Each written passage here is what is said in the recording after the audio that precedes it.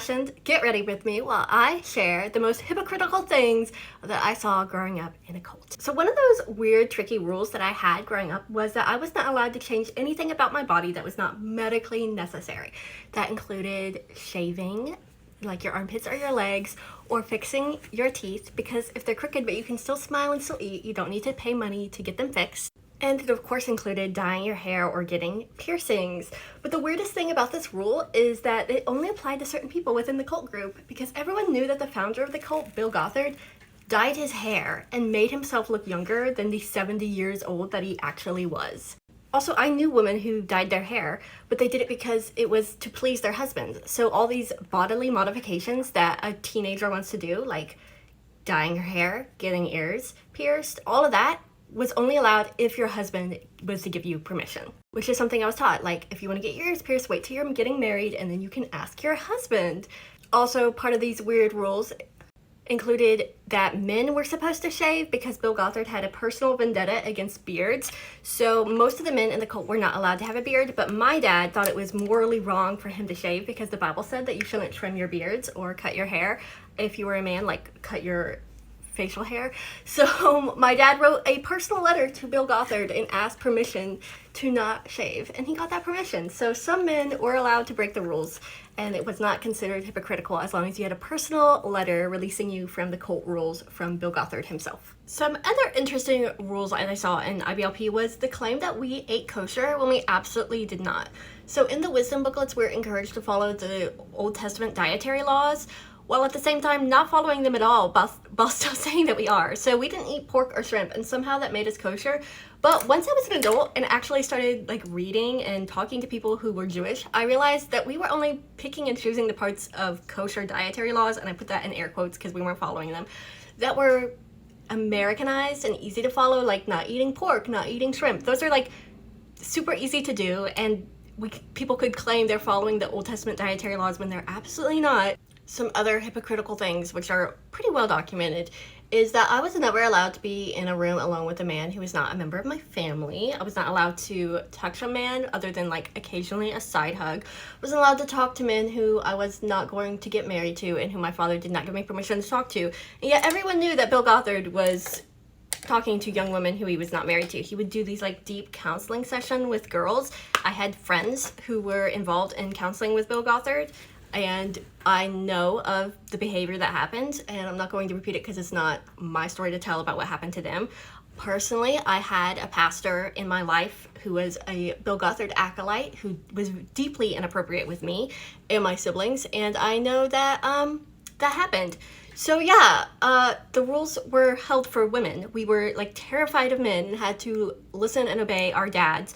While at the same time, there were men who were definitely using their positions of authority in our lives to circumvent these rules, and because of our ignorance when it came to what it looked like to be harassed sexually, we didn't know that we were being sexually harassed till we were grown up and left the cult group, and then we were like, what the hell? Why were you treating us like this? But I just want to point out the fact that my dad still calls Bill Gothard, who was credibly accused of sexual harassment and had to resign from the head of the ministry, as Brother Gothard. He still calls him that. Bill Gothard broke all of the rules that my dad established for us children, and yet Bill Gothard is his brother, whereas us children are not worthy to be invited home for Christmas.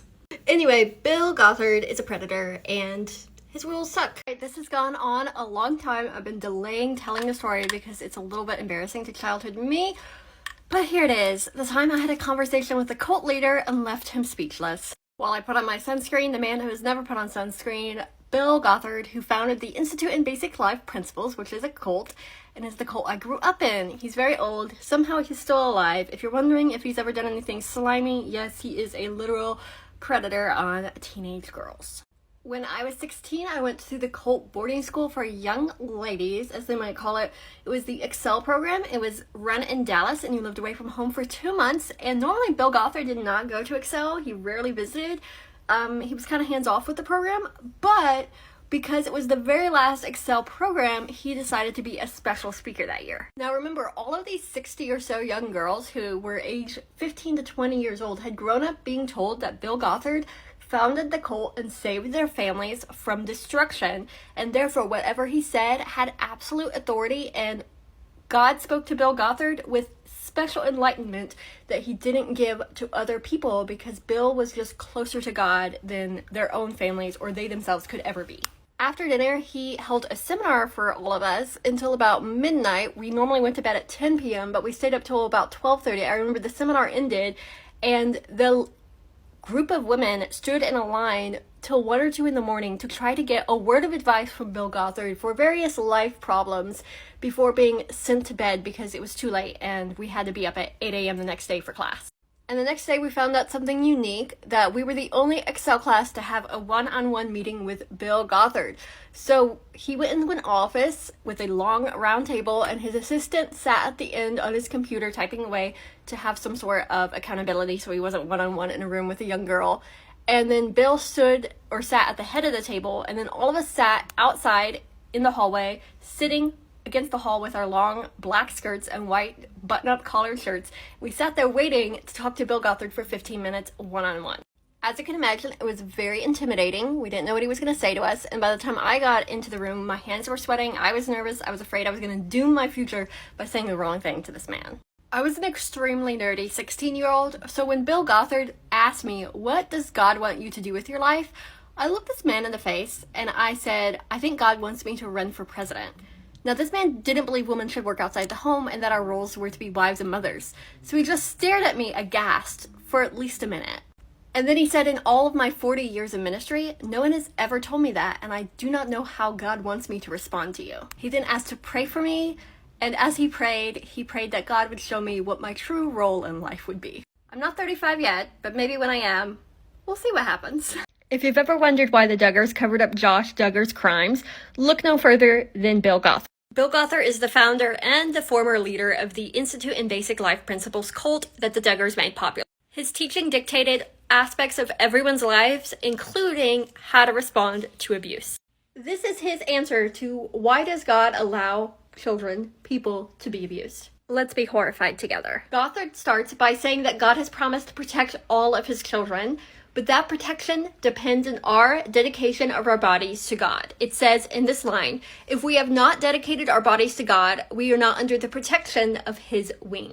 However, Gothard says that that protection is only for our spirit and not our body, and therefore if our body is harmed, then God wasn't breaking his promise because only our spirits are promised protection. Because in Gothard's world, the body, mind, and spirit is totally separated, and the body is earthly and corrupt, and God is justified in letting bad things happen to it because it preserves our spirits. And our bodies have physical reactions to manipulation and abuse, and therefore we need to discount those feelings in order to leave us vulnerable to manipulation and control.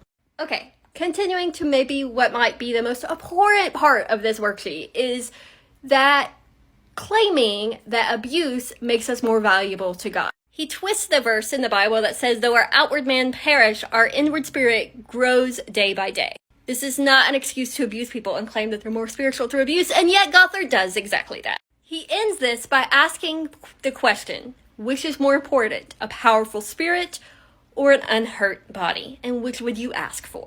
It is vital for a man who is the leader of a cult to present two options: having a powerful spirit or having an unhurt body. In reality, abuse does not make you more spiritual, but by presenting it in that way, you frame it as a good thing that is not something that is criminal and should be prosecuted. Instead, it is simply suffering that both parties, the abuser and those who have been abused, can work through in order to be more powerful for God. This makes a lot of sense if you take into consideration that Bill Gothard himself has been accused of abuse.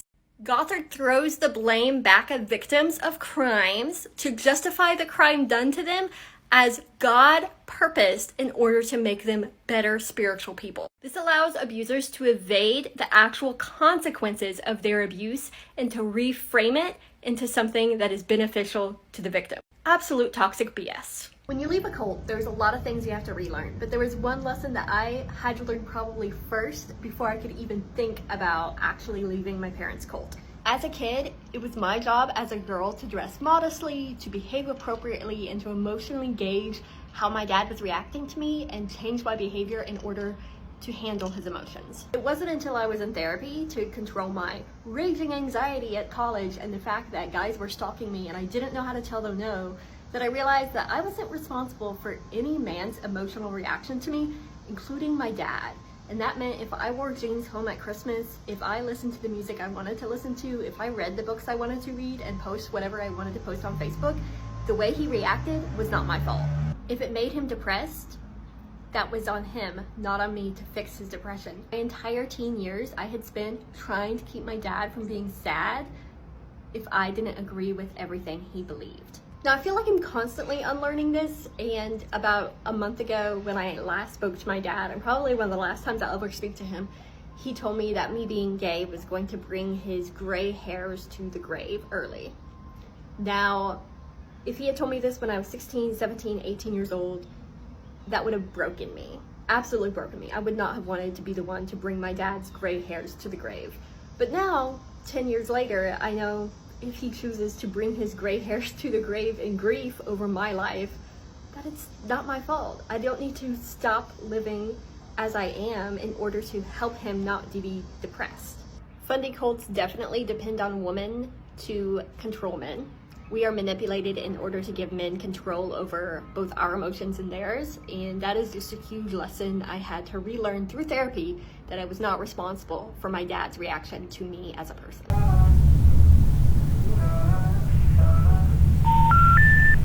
We're sorry. You have reached a number that has been disconnected or is no longer in service.